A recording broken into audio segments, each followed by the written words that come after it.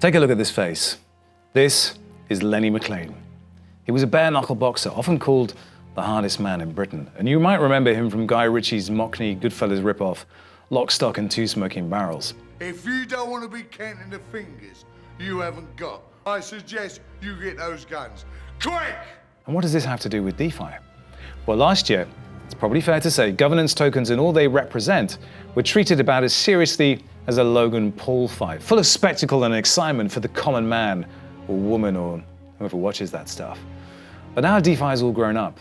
These protocols are no longer growing exponentially, but having to fight for every goddamn inch. Things are getting serious, and those governance tokens mean something. They mean the power to dramatically alter the course of events for protocols whose market caps reflect their newfound status as titans of blockchain at the very top of the table. Now, Lenny McLean went by another name, the Governor. Many have been calling the imminent arrival of another DeFi summer, but what is increasingly clear is that the battle for DeFi is moving from the arena to the streets in what may prove to be a bitter, bloody, bare-knuckle bust-up. In today's episode, we'll be covering recent proposals at Uniswap and Sushiswap, and asking whether the big boys are simply too powerful now. Are we entering the era of the governors? This is the Defiant.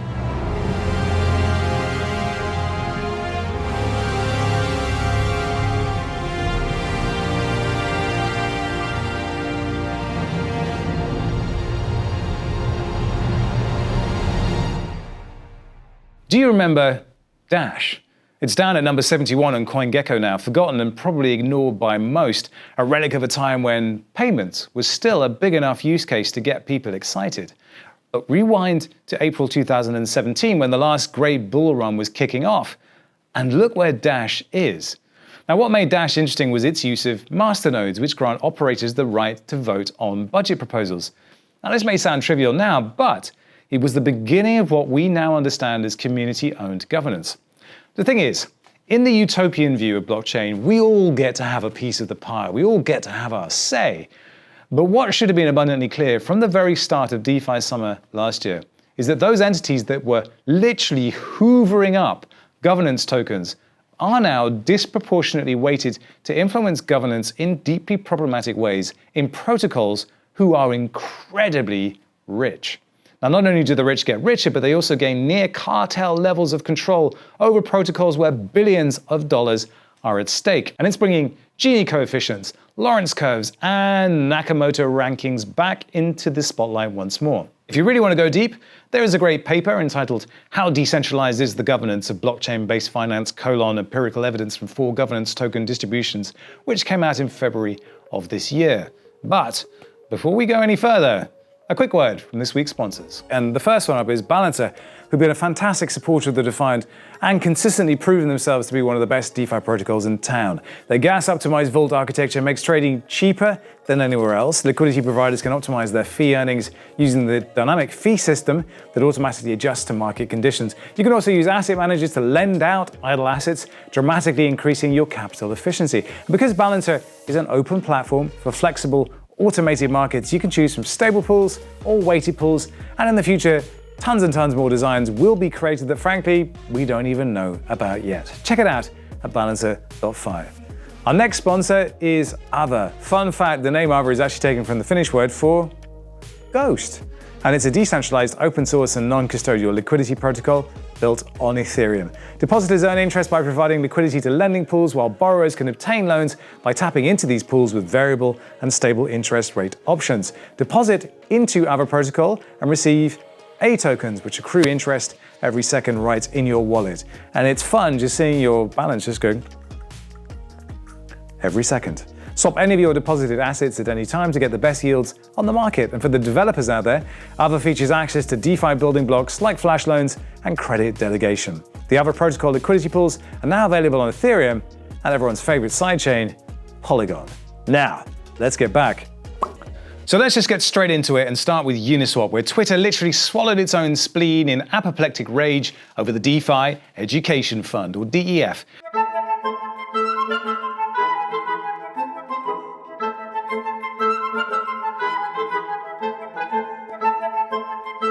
In particular, the rapid liquidation of funds and the activity of one of the fund's controllers, Larry Sukernik, in the hours preceding that sale. But what exactly is the DeFi Education Fund?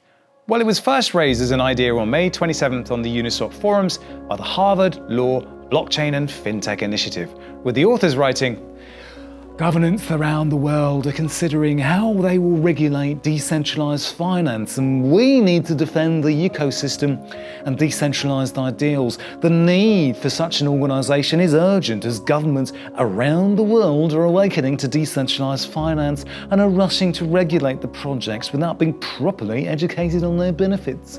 Currently, DeFi is not at the table, but on the menu." Quick! We've covered FAFA and the impending regulatory upheaval before, and without fail, these are our worst performing videos. You guys, you don't care. And I get it, it's boring. But if you think governance in crypto is thuggish, well, it's nothing compared to the power of the lobbyists in Washington, and they're getting ready for war. The DEF proposal asked for 1 million UNI, roughly $19 million, which certainly looked like a lot at the time. And there were some efforts to break this down into performance-related tranches over time, but yeah, those ultimately failed. And the proposal?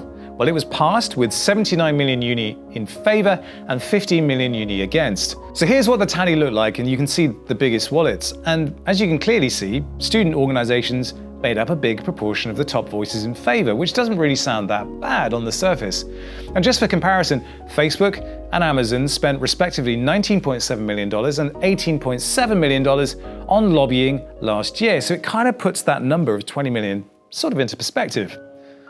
But let's rewind back to the composition of that vote, because well, this is decentralized governance. There wouldn't be anything strange going on there, would there?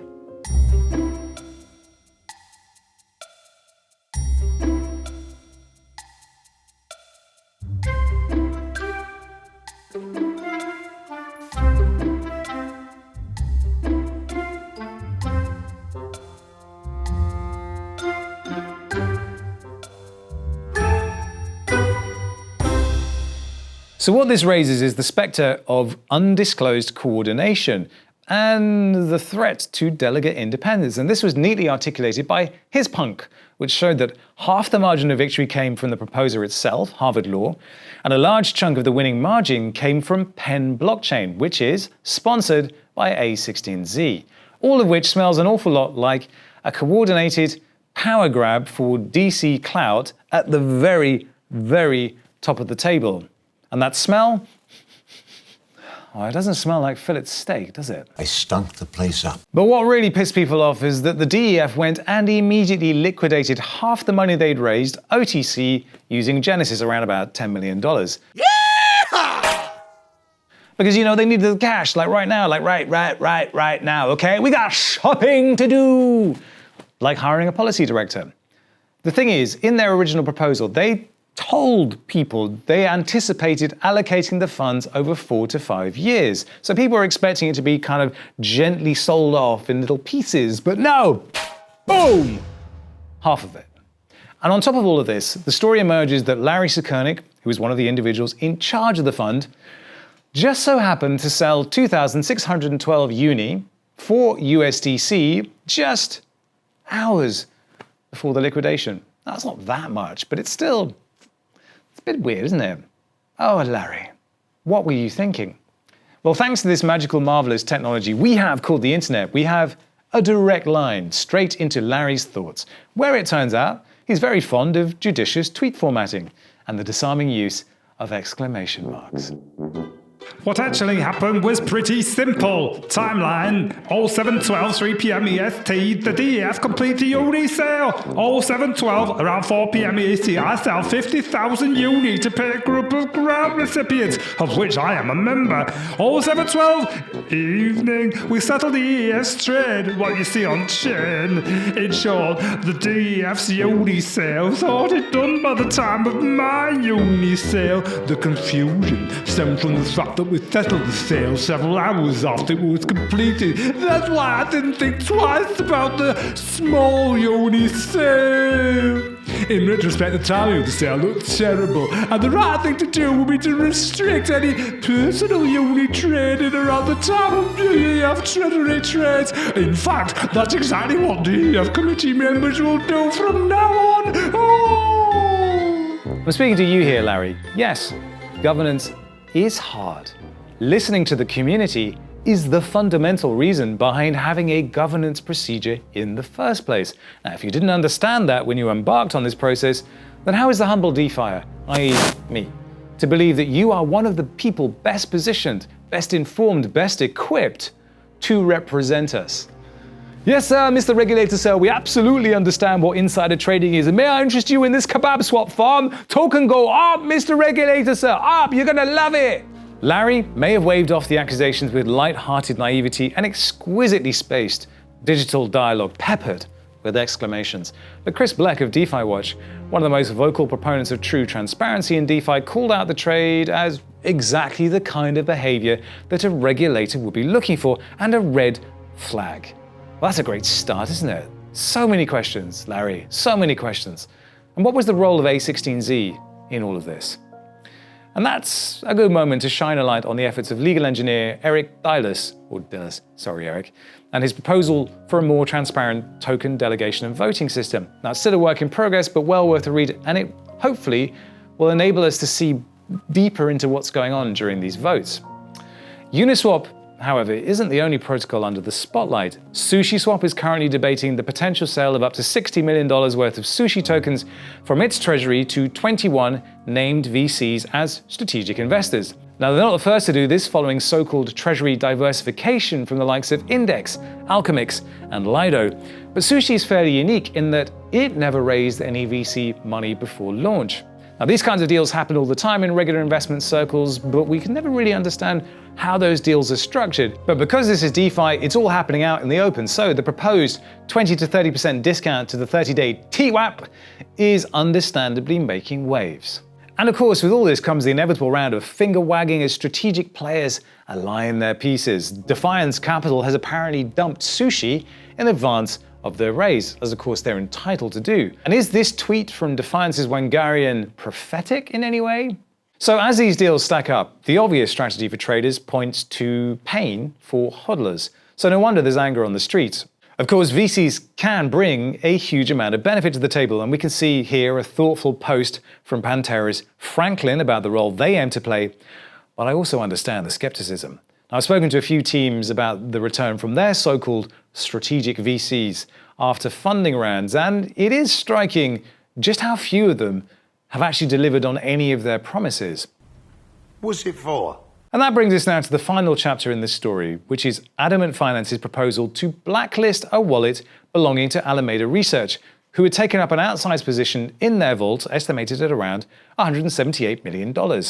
Now, Alameda had begun withdrawing their rewarded ADDY tokens early and started to dump them. Now, Alameda themselves are polarizing, shall we say, with some admiring the firm for their trading savvy, while others see them as a parasitic vampire sucking the life out of protocols and leaving them for dead once they've had their fill. Let us know in the comments below where you sit. The boy's got a rare ability. And it wasn't long before familiar voices chimed in on Twitter. Now, what happened next was that the vote was ended early, with the team themselves voting against the proposal that they had themselves proposed. And Alameda has since mostly withdrawn from Adamant and seems to have moved on to other richer pastures, such as Convex and the ICE tokens on Iron Finance V2. That'll all end well, won't it? Way back last year, Sam came on the Defiant podcast and he made it clear that his firm would target short-term profits and not seek to influence longer-term governance decisions. All in all, though, the level of muscle on display in all three of these stories is both impressive and kind of disturbing. The transparency we have in these governance processes is novel, sure, but is it even really that transparent? If all we can expect is a return to the status quo of power-mongering that continues to play out everywhere else that there's money on the table, then maybe we should all just give up and go home. Decentralization and governance theater, as it's called, is a genuine cause for concern because it's just kabuki, right? Whatever happens though, we can be sure of one thing. When the dust settles, there will be blood on the streets. So do try and make sure it's not yours. Punch drunk and waiting hopelessly for the bell. This was the Defiant.